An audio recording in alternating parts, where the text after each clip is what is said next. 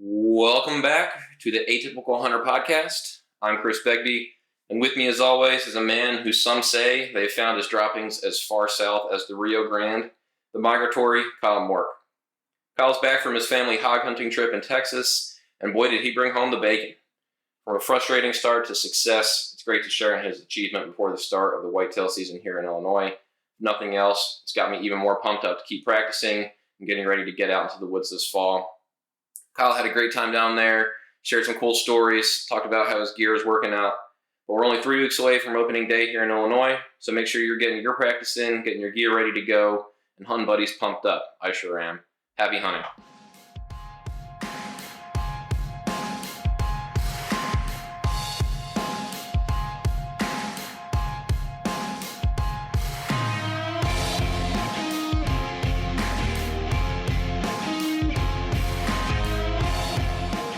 Back from Texas? Back from Texas. Got a few really good things in the mail on my way back. Oh, yeah? Yeah. What did you get?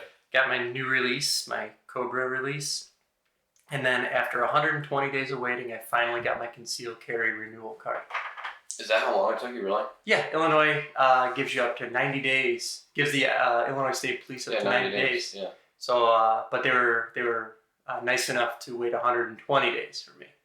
So, I wonder what happens if we don't pay our taxes on time. Like, we go to jail, but Yeah. the state can do whatever they want.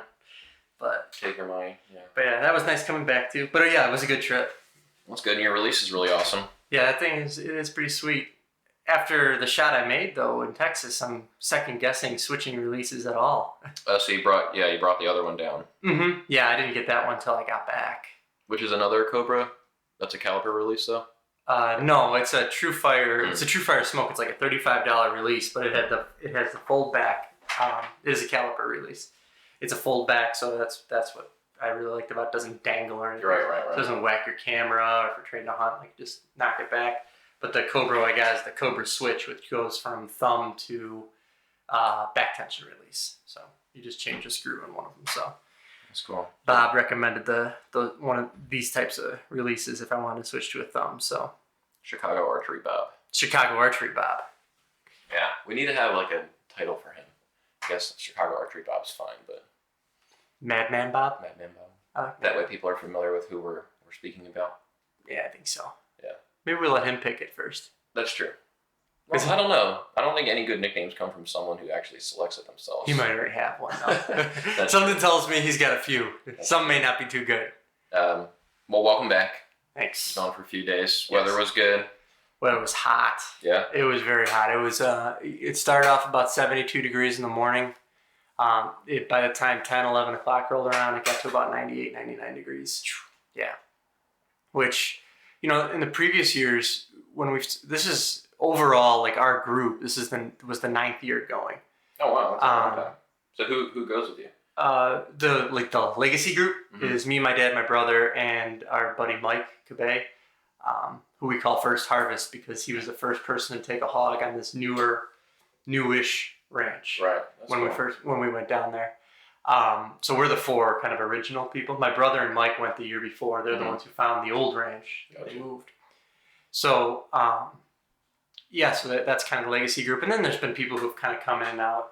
My dad's next door neighbor Stan has joined in with us, and some random people have kind of joined us over the years. But we're kind of me, my dad, my brother, and Mike are kind of the legacy group for that whole thing. Very cool. 9 years is a long time. Yeah. Hog every time? Every time except for one. 1 year we got skunked, but we all, I had a shot and I missed. But I've seen at least 1 or 2 hogs every time we've gone down there. That's cool. This year was looking pretty dismal though. Yeah. Like at first, yeah. Well, yeah, you were texting me. Sounded a little frustrated. After a little while. Yeah, I think I when I was texting you, I hadn't hit a moment of enlightenment yet. But yeah, it was slow goings at first. It was different because we had used to, like I said before, we used to hunt the summertime. Mm-hmm. Last year and the year before, we had hunted the fall, like early to mid-fall. So it was cooler out. Hogs were moving around a lot more. There were more hogs on the property. They were feeding a little bit more, outside of the mesquite trees. So we would see them at the tree stands. We would see them, on a spot and stock on the roads. So they were up moving around all day. Previous years when it was hot, and then this year, they were not moving. It's too hot or something? It's too hot, yeah. Too hot, and the food source was a little different for them. Not as much cactus out there, and there was more, as far as, how Bryce and Alan, Alan's the owner, Bryce is the ranch manager, how they were explaining it to us was that the mesquite beans, which the property is covered with mesquite beans, that's a good source of protein for them, and they were living off of that, so they didn't really have to come out of the hiding. Okay, so they could get their food without really moving around too much. Yeah. So that's cool. So then you didn't see anything for how long? So we didn't see anything until the last night. The last sit last night. Well, all right. So let's backtrack. So let's give a little background on the ranch. So kind of where you were, how long were you there for, that sort of thing. Yeah. So the ranch is in Trent, Texas, which is about 3 hours west of Dallas. Okay. So you flew into Dallas and then drove out there? Yep. We flew into Dallas and we drove out there. We got there on Friday. It was nice. We got there on Friday morning. We landed Friday morning, got there Friday afternoon. Stopped at Walmart, got like the necessities, food and everything. So it's nice. You don't have to pack any snacks or food out there. There's Walmart right there. So it makes that food part really easy. Food, water, snacks, and everything. Then it gave us some time to kind of sight in our bows and making sure nothing got jarred around. So Stan shot his 30-06, and then my dad, my brother, and I both all shot our bows. So they got sighted in. I was practicing it. I mean, it was nice to have about a 87 yard range. So I was practicing at 80 yards the whole time. Flying pretty good? Yeah. I mean, honestly, some of the best I've ever shot. Really? Wow. And I don't know if it's because of the different barometric pressure down there or whatever, but I mean, I was on. I mean, it was teacup. We talked about teacup size groupings at 80 yards without a problem. That's great. Like it was just like I just couldn't miss. I was like feeling pretty confident. If I see a hog, it's going down. And that was with the broadhead? That was with both the broadhead and field points. So the broadheads I was using were those Kudu Point from Kudu Point broadheads that we, what was that, episode 2? 2, yeah. And they flew exactly as consistent as my field points, which was great. Did you notice a spin in them, or were they not? Did you have them set up to spin? I thought about that on my way home yesterday. I didn't really, I didn't, line up the blade with the vanes. Just kind of ran out of time to do it. Right. And then I saw JT Bouchard. He switched to Kudu Point broadheads this year too. And I was talking to him, and he was getting groupings without doing the same thing. So I was like, I'm just gonna leave well enough alone. I was shooting them like that in practice out of my dad's yard, and they were shooting consistent. They were shooting fine. So I was like, I'm not gonna change anything. Right. And then here's me changing the release. But yeah, no. And if you look at the broad point too, I didn't notice this either. The way that it's set up, it's almost like there's a field point in the middle of it where the screw would set into the broadhead, and you screw into your arrow, and then the blade's like set up around it. So it makes sense that it flew as consistent as it did. I mean, the machine, it might be thrown off a little bit with having a little bit more wind resistance on the broadhead, but there's clearly like a field point insert to it that makes it kind of replicate that flight. Gotcha. So, but that was Friday. So there was a group that was out with us that they had met us there.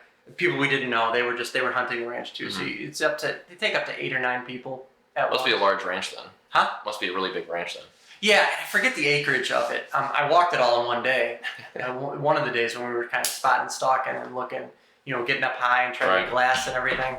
We did all kinds of, all different methods of hunting. Whatever you could do to find them. It really was. This was the first time we did almost every method we could have, with the exception of like a drive hunting, where you're just driving through the trees, and no truck hunting either.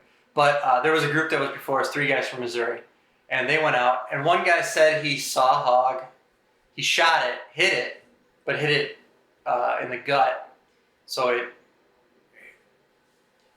I'm not going to call bullshit on this, but I might call bullshit on this story too. You don't think he did? I don't think he saw something, because he said he shot it, it went down, and then he went to go put another arrow in it, and before he could shoot, he tripped, lost the contact, got back up, knocked an arrow, and when he pulled back, he hit the trigger on his release, so it just kind of like booped over. He goes. Then he said he fell again, lost the other contact, and the hog got up and ran away. What was wrong with this guy? I don't know, but after 8 years of going there, I know that if you put an arrow in a hog, he or she, or how they identify, either run away or they die. Yeah. There's no Waiting it's going to take a rest in the middle of a field. So, sorry, dude, if you're listening, I didn't necessarily believe your story, but I gave it a listen. Well, I mean, he would have recovered it eventually anyway, right? I mean, the thing would have died. You would have thought. You would have thought, yeah. But I mean, even if it did run away, it might take a while, but... He didn't look, I don't think he looked too hard for it, so that was what also led me to believe that he didn't see it. Interesting. So, but anyway, if you did, cool. If you didn't... The fish that got away. Yeah, it was, you know, I mean, sure. The hog that got away. We all got those stories, so... So, yeah, they were out that night. Well, you know, we were just chilling. I kind of wish we could have gone out that night, but, I mean, I don't know how much we would have seen. Yeah. But we had paid for the 2-day hunt, so Saturday and Sunday were our big hunting days. So Saturday we got out to they drive us out to, they have feeders set up and tripod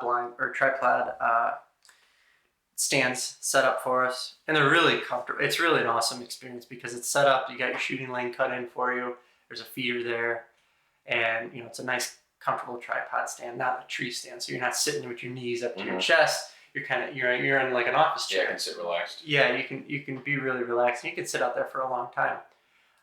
You know, feeders went off, and we really didn't see anything. Some birds. That was about it. So that's kind of surprising, actually. A little bit, because we had. I mean, in the past few years when we went when it was hot, there were some hogs that came to the feeder. Right. The only thing I can think of is the food source changing a little bit. Yeah. Or if they don't have to move. Yeah, they don't have to move to, it was more robust. They got a lot of rain the year before, so there's a lot more mesquite trees that were blooming, the beans and everything, or, growing more beans and dropping them. So that worked out in the hog's favor, right. At least in some hog's favor. So Saturday, he came and picked us up around 10 o'clock. We got out there about 6, comes, picks you up at 10 o'clock. And then from 10 o'clock until 5 o'clock, you're on your own. You can head right back out because you're right on the ranch there. So you can head back out and spot and stalk. So we went out and did that. We kind of went around and I used Onyx to mark all the different water holes, and just kind of took note of things as I was walking around because I wasn't really expecting to see much. If I didn't see anything in the morning, heat of the day was probably. Thought they weren't going to be moving around. Yeah, I didn't anticipate them moving around too much.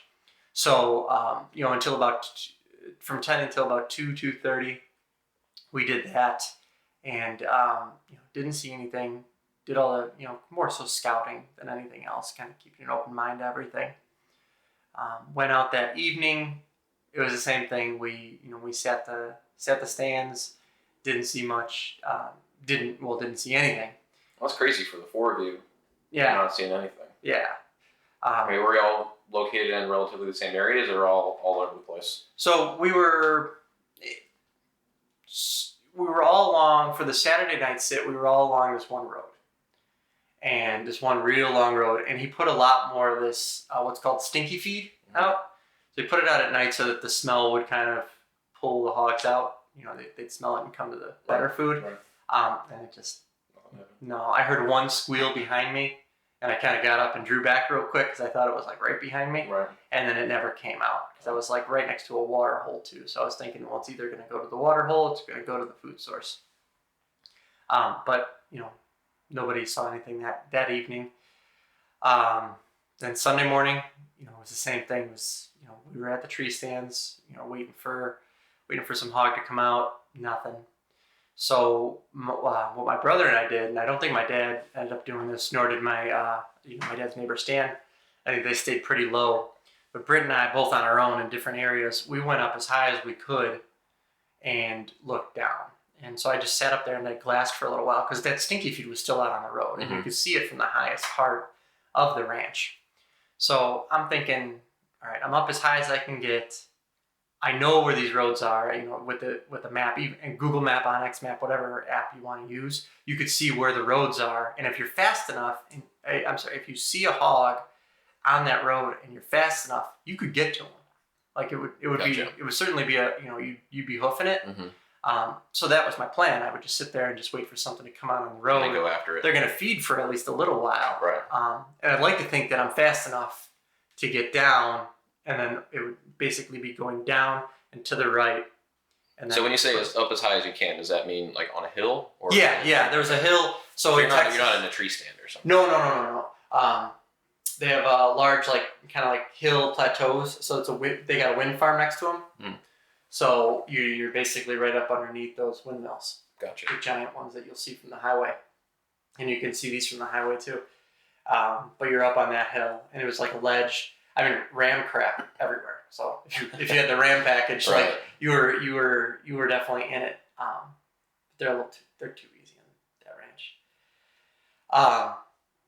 But didn't see anything on the road. I sat up there in glass for a little while. FaceTimed my wife. She was jealous of the background. Yeah. Because it was really pretty. I sent you the pictures. Yeah, the one with the windmill in the back. That's pretty cool. Yeah, it was really, really pretty up there. So it was just cool sitting up there. I've never gone all the way up there, in the time that we've been there. And so it gave me the opportunity to just kind of explore the ranch a little bit more, which is cool, getting familiar with the area, a little bit more intimately. And then seeing sign as I went up, and more particularly as I went down. I ran into my brother as I was going down. He said, he kicked up a couple, and they were just right inside the trees from the road. It was you start looking for it right as soon as you start seeing the sign of them, crapping everywhere and the scat everywhere. So if you're up high, you're seeing a bunch of like little pellets. Those are that's the ram shit. And then you start going a little further down, about halfway down the hill, then you see the sign that hog were kind of messing around there. You'd sneak your way in the best you could. And you just kind of look around. Sometimes I'd throw a rock to see if I could kick something up. Yeah, just startle something. Yeah, startle something to see if I can push it to one side of these patches of mesquite trees, from road to road. Mm-hmm. There's a bunch of road, basically like a grid of different roads on different angles. And if you could guess where they were going to run, if you could spook them up, you could kind of guess where they were going to run and maybe catch them on the other side. Again, you got to be fast enough to do it. But as far as getting in deep to the mesquite trees, maybe someone else can do it, but everything's so thick and so crossed, and they're such strong trees that you have to really squeeze up underneath them. Gotcha. And with a bow and a pack and everything else. It would take you an hour to go 100 yards, basically. Yeah, and you're just going to make so much damn noise. There's no way to do it quiet.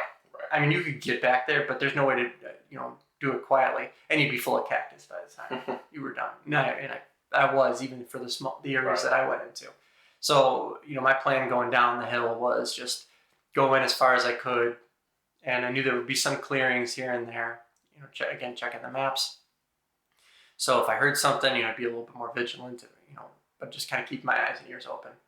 That afternoon, we really didn't see anything. I kicked up one hog. My brother kicked up another one. Saw a bunch of ram running around.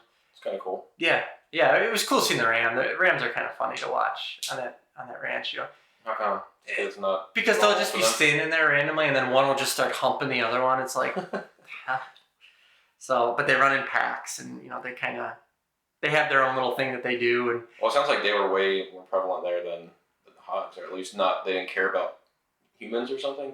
I don't. Why were they so? They're not as pressured, so that hunting package is more expensive, so they're not as pressured. Got it. So, but from the first year we went to now, they're certainly more skittish than before. They're more aware of humans. Right. When we first went there, they would walk right up to you and look at you, and you just kind of kick them away. Right. Get the hell. I didn't pay to hunt you. Get out of here. So that was about the only livestock that we had seen that day, or animals that we had seen that day, or at that time.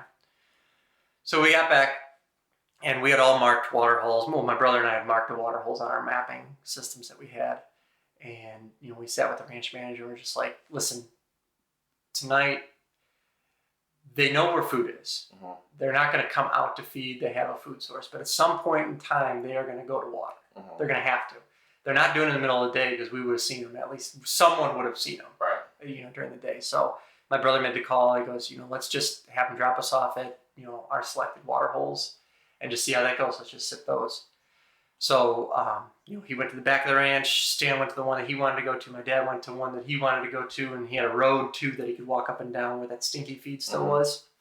And then there was one that not too far from the ranch that I was just like, well, just stick me there. There's a feeder on the other side. I'll hear when that goes off, and I can kind of hear if something's crunching around over there, and I can, I know I can move quiet enough to get around and take a shot if they're at the feeder.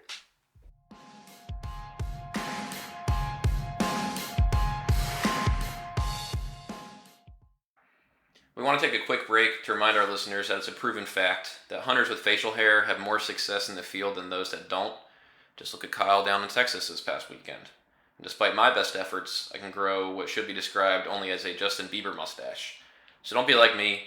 Go to thebeardcore.com to check out the best beard and stash products that can withstand your lifestyle, whether you spend your life outdoors or in. Visit thebeardcorp.com today.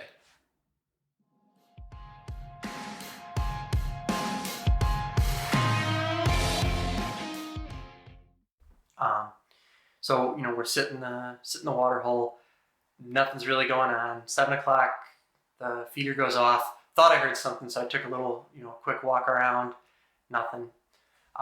And then started to get darker and darker and darker. It was really beautiful scenery. I was sitting under this big bowl of water. But while I was there, that's when I started kind of like looking around, seeing like, okay, it's really dry on the left side. And there's no real sign of hog running around. There's no footprints. There's no wallows, or it really looks kind of undisturbed. So I was like, I'm not going to worry about that side. So I'm going to set up my seat and set up my shot so that they're either going to come in from straight in front of me or to the right. So I better know my ranges. So I just sat there every 10, 15 minutes. I would range just to make sure that I had my shot in range. So to my right. So what were the ranges at that point? So to the right, it was 35 yards, and it could have gone all the way up to 60 from where they would have come in. Gotcha. Straight across from me, if they were at the top of the hill, it would have been 60 yards. Right at the water was 50 on the head. So I have a double pin slider. Luckily enough, I could set one at 35 and one just it was 15 yards right at 50. So my top pin was my 35-yard shot. Yeah, and it that just by happenstance that was just the case. And as things got darker, we're texting back and forth, and we're all saying like, thinking it's probably if it's gonna happen, it's gonna happen when it gets dark. Yeah. So we all had hog lights on, the green lights. Then no sooner did it get dark, my brother shot one. He said, a big old boy came in, sat in the water. And my brother had a 40-yard shot. And he took it. He hit a little further back with a rage broadhead. It did not penetrate. Really? Yeah. So he said it ran off with its arrow, kind of in its belly, and even going through the belly, there's no bone to stop it. So I'm wondering if his broadhead just kind of failed. Yeah. So it ran off, snapped his arrow off. He found the arrow, no hog, no blood. Yeah. Yeah. And I felt pretty bad for him. And for the hog. Yeah. Well, the hog would be fine. But as soon as he had texted me, they didn't find any blood. We're kind of going back and forth a little bit. I was like, it sucks that that shot didn't work out and it got away. But like, you made a call that they were going to come to water, and they came to water. I was like, you're not walking out of here with the hog, but that was a good call. Right. Like he said he made the right decision. Yeah, he made the right decision. He goes, I thought about it like an engineer. He goes, I started limiting what didn't work, and then eventually could find something that does work. 5-10 minutes later after that, I heard a hog on my water source there. So I got up and I turned my light on. I brought my light and bow over because my light was attached to my bow. So can they not see green light? Is that what it is? Well, here's the problem.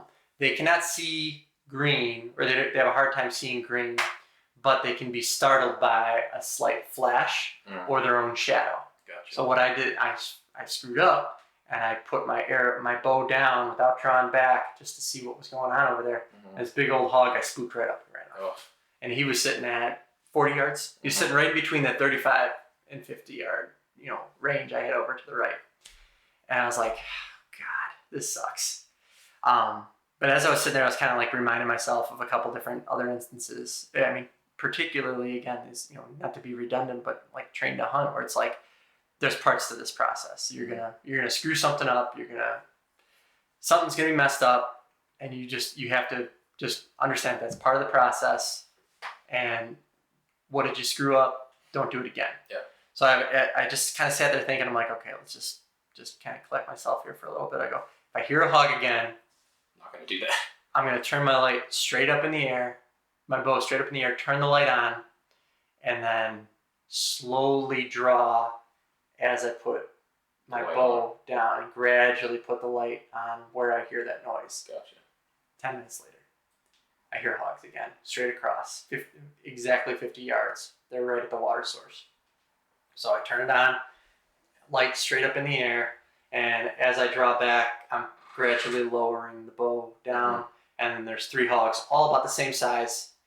Don't know how I picked the one in the middle, but I'm like, going for that one. I'm going for that one. So I just went through my shot process, and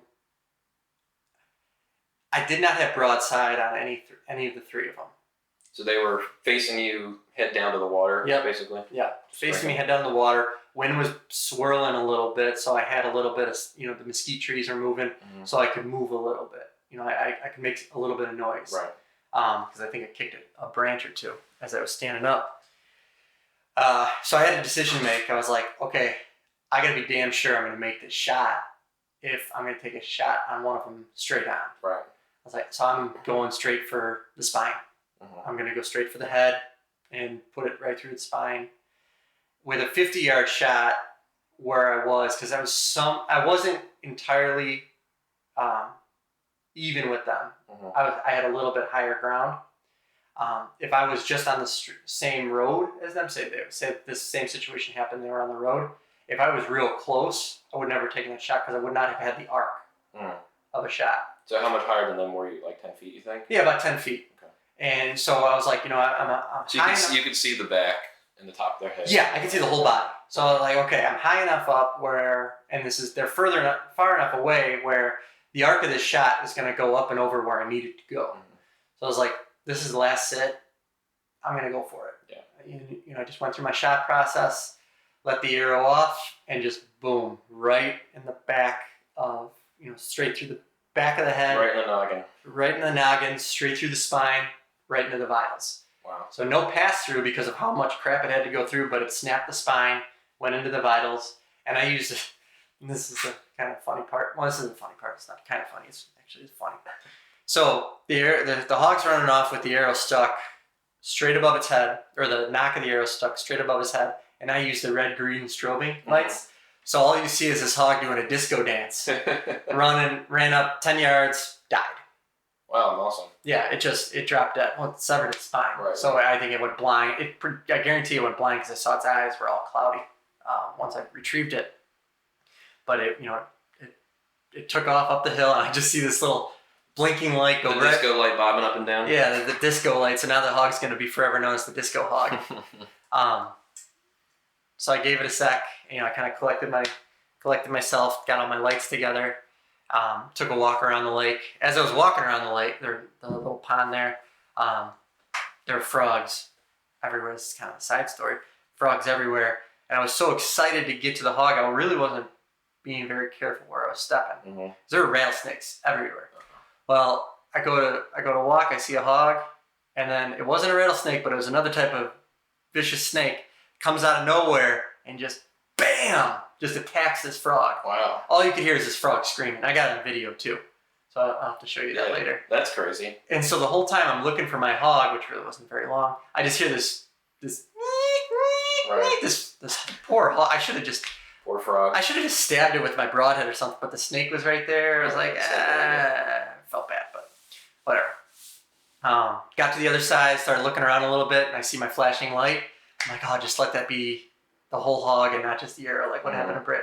Sure, should I get over there? I see the 2 little hoofs, 2 big hoofs, kind of sticking out the back. Oh, yes. Got it. Grabbed it, dragged it across the pond, and texted the range manager, like, okay, time to come pick everybody up. Right. So what time was that? I'd have to look at what time I texted you because that was right about when it happened. Okay. Yeah, that was pretty late then. Yeah, I think it was about 9:30-ish, somewhere around there. in the meantime, my dad had seen some that were a little further away. He couldn't get a good enough light on him to take a shot. He said it was about a 60-yard shot for him. Stan saw some at his water source. He spooked one with his light, though. Same thing as what I did. But he was hunting with the rifle, so he had some range. He could go well. He had some range, but for as far as his green light would reach. Gotcha. That was the range that he had. So we all saw him. So my brother made the call that made us all, at least see something that final night. But that shot though, I was like, after I'd taken that shot, I was like, that felt good. Like as soon as it left the bow, you just see it arcing over. And for it being a longer shot on an animal, the longest shot I've ever taken on an animal, it was like in slow motion when it all happened. Yeah, 50 yards is good. Yeah. It's a good shot. Yeah. Yeah, and I felt confident in it too. I wasn't kind of like guessing, like, well, I'm just going to send this arrow and see what happens. I was like, well, you've been practicing out to 80, so yeah, and that was what helped was every morning or afternoon before we went out for a hunt, so that wasn't my first shot. I would shoot on the range for 10 minutes. I'd shoot like 15, 20 arrows at the longer distance. That way, I was going out there confident and warmed up. Right. It wasn't a cold shot. Making sure my bow worked too, but. How many times I'm sure anybody listening would say like, you're not going to practice before you go out there, but that's your first shot. You haven't warmed up, you haven't done anything. So that's awesome. That definitely helped. Yep. Very cool. It was fun. So what was the hog leg size wise? About 80, 90 pounds. Mm. So, and after so many years of, skinning and quartering those things out, it was real easy to, we string them up and I was able to, debone it, the hindquarters, the back straps, and the front quarters. Nice. Ribs, they're paper thin meat. Probably if there's an animal or a coyote that would have benefited a little bit more from that. So we left that. And some of the internal organs we're not going to eat. So, but I had to dig the broadhead back out, and that's how I knew it severed the spine, because I tried to pull the arrow out and it was getting caught in there on the spine. Yeah, it went straight through. So, I unscrewed my arrow, and then when I skinned the hog and I cut the back straps out, there, sure as hell, there it was. The broadhead was stuck right in the spine. Well, and then you sent me the picture of the broadhead afterwards, and it looked awesome. I was really, because you kind of told me it went through the back before, and I was like, that broadhead's got to have some dings on it. Oh no! And it was clean as a whistle. Yeah, it was bloodied up, but it is. Oh, yeah, it was bloody, but there were no dings or nicks or anything in any of the edges or points. I was very impressed by that. Yeah, and I wish I would have taken a video of what I did with it after that. I took a piece of paper and just kind of stuck it through just to see if it would, it would catch. Yeah. Just slice like butter, went straight through it. That's cool. Because I was really interested to see if it kept after going through that much bone. Right.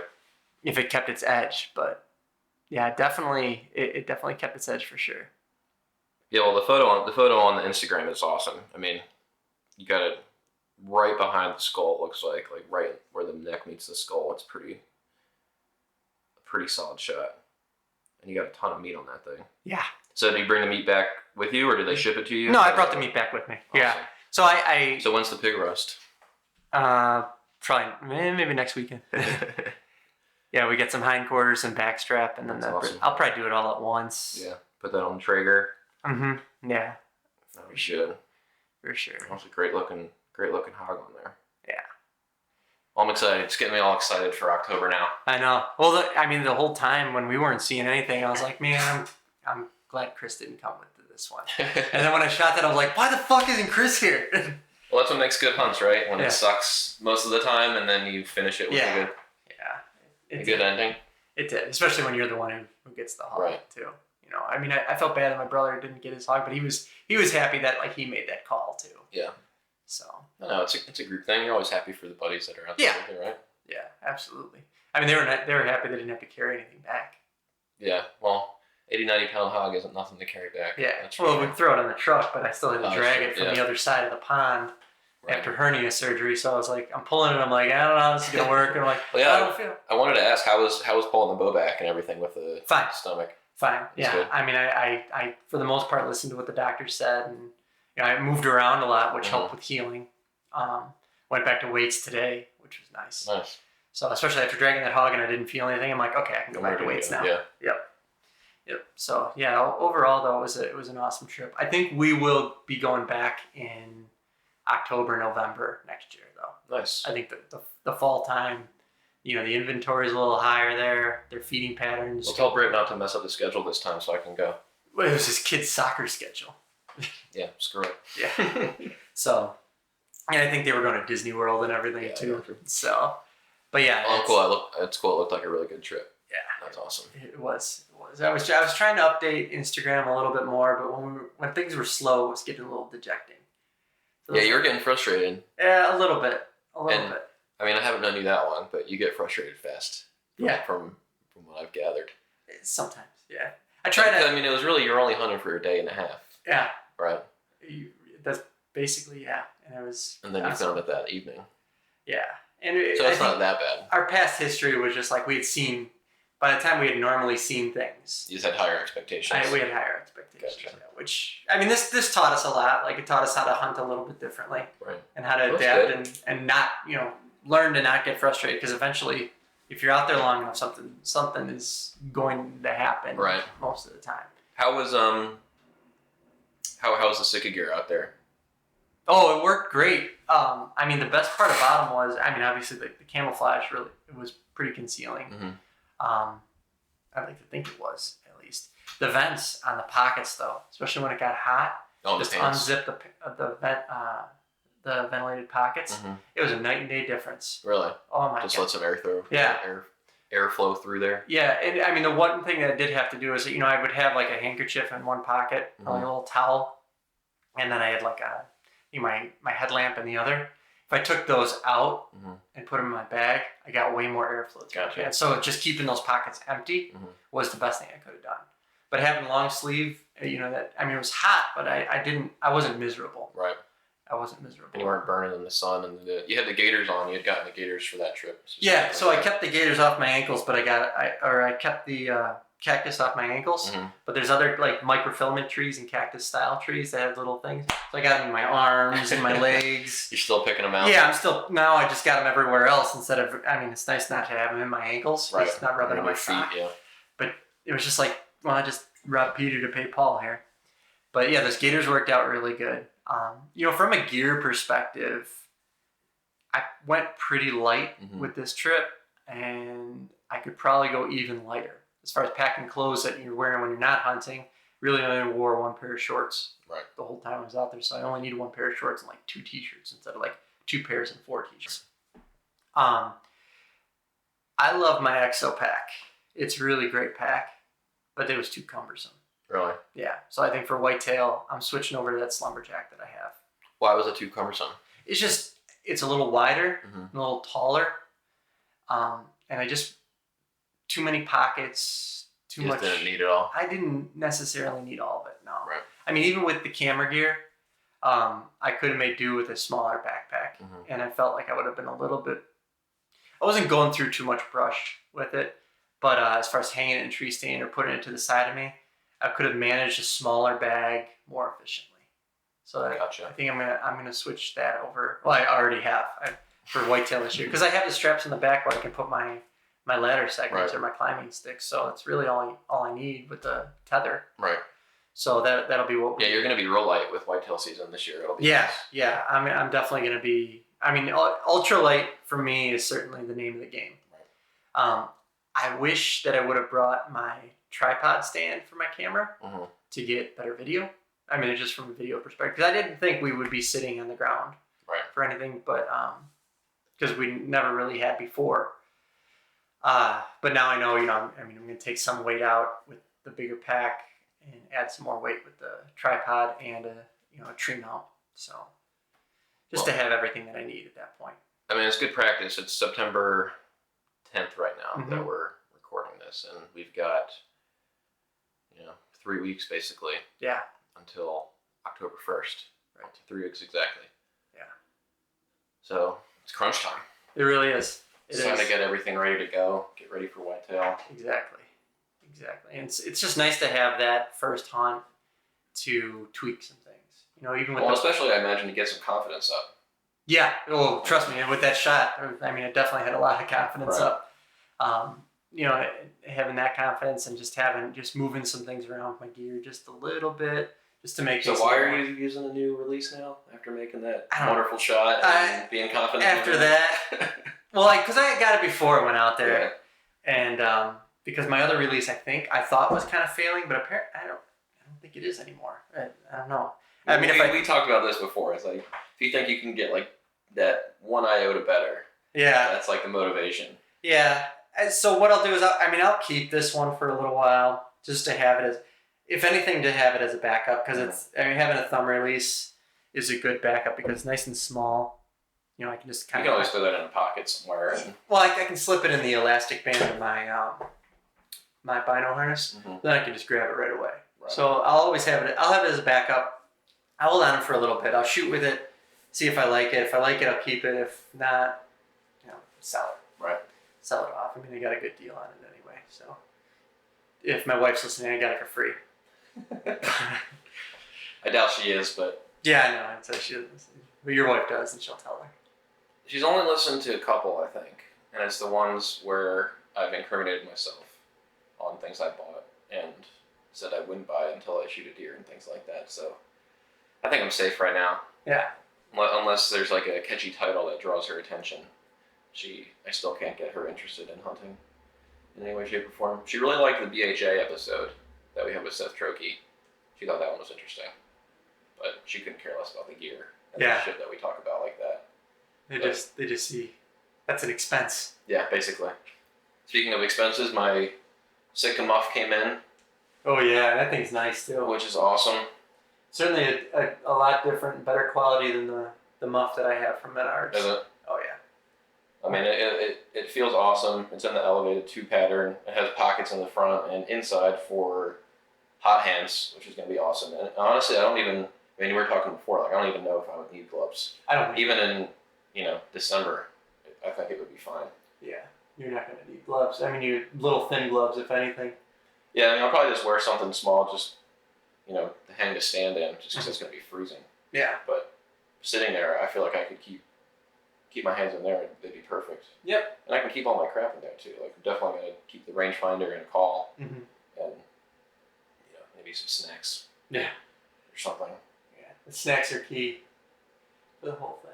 I mean, it's a good combination of gloves and fanny pack all in one. Yep. Yeah, that's pretty cool. And then I ordered new arrows, some more of FMJs. Yeah, the Woodland Camo FMJs. I found some on Black Ovis. Which they're getting continuously harder and harder to find because they're a limited edition. Yeah. And I talked to Bob, and he's like, I can only order you 36. Do you want 36? And I was like, I don't feel like spending $480 that adds up. On arrows. What is it? I'm not a certain amount for a half a dozen, 36.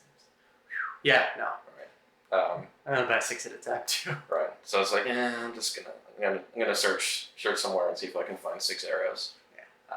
And I think I'm gonna hook up the kudu points to that after seeing you hunt with them. Yeah. This past weekend. I would definitely. I've used a few different broadheads. I've used the bee stingers, which are good. I've used a Muzzy Trocar, which I didn't get a whole lot of blood on a good shot. Mm-hmm. So that's a chisel tip, not a cut on contact. Mm-hmm. I think that might have something to do with it. Yeah. I've never shot anything with a Rage, but after watching what happened with my brother with his Rage broadheads, no way. Especially for him to turn away from them. But the kudu point, man, that thing, for a low percentage shot, to be as devastating especially as a straight on shot, too. Yeah. I mean, if that were just a shot through the vitals, it'd be done. Right. And I think a lot of it has to do with that single bevel system. Because I've never shot a single bevel before, but I could definitely tell a big difference. Right. I think I'm gonna run 2 QAD Exodus broadheads and then probably 2 kudu points and see how they fly. Yeah. Whatever I'm most comfortable with. Yeah. But I feel the only worry I have is we are only 3 weeks from the season. Do I want to change what I've been shooting with the last few weeks that I feel pretty good with? It might not be too different. Yeah. Well, I mean, once I get them in, I should get the new arrows in like a week or so. And then I'll put the deep 6 inserts in there and get that going. But yeah, it'll be interesting to see how they fly. Yeah. I mean, you talk about low percentage shots, and with a fixed blade, you can take a shot anywhere. I know with rages and expandables, you have a little bit more, it's more forgiving if you take a bad shot.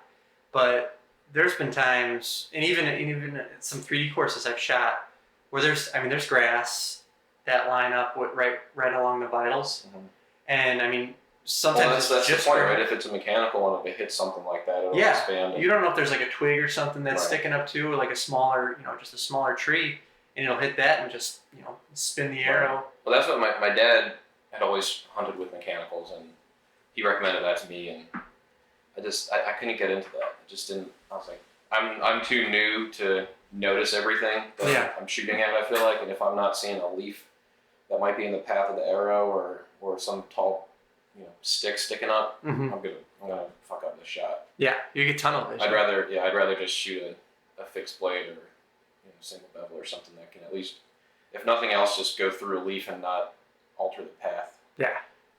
Of the arrow or anything like that. But that's cool. Send it driving down into the ground or anything. Right.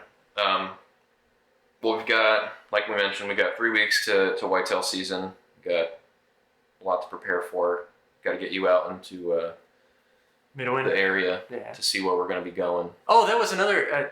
Now that you said that, there were two. We ran into 2 guys that hunted Midwin while you're down there on our flight. Oh wow! And I didn't realize they were on our flight, actually, and they were actually part of that waterfowl club. They're still part of that waterfowl club that you didn't like. That I didn't like. They're actually friends with the president, who I still informed them. I was like, yeah, I get it, but your friend's a douche. Killer Craig. Anyway, but they said they tried Midwin, and they said it's hard to hunt. It's a big area. He goes, but when you can get one, they're big. Really? He's like, and that's what Matt Pels was telling us too. He's like, every one he's pulled out has been big. Yeah. So we could get lucky. Yeah, we got to coordinate schedules, but we should go down there in the morning and just kind of walk around for a couple hours, see what we see, and then not go back there until we're ready to go back in. I think it'll be good. I'm excited. Me too. It's a good start to the season. I'm glad you kicked it off well. Getting fired up now. Yeah.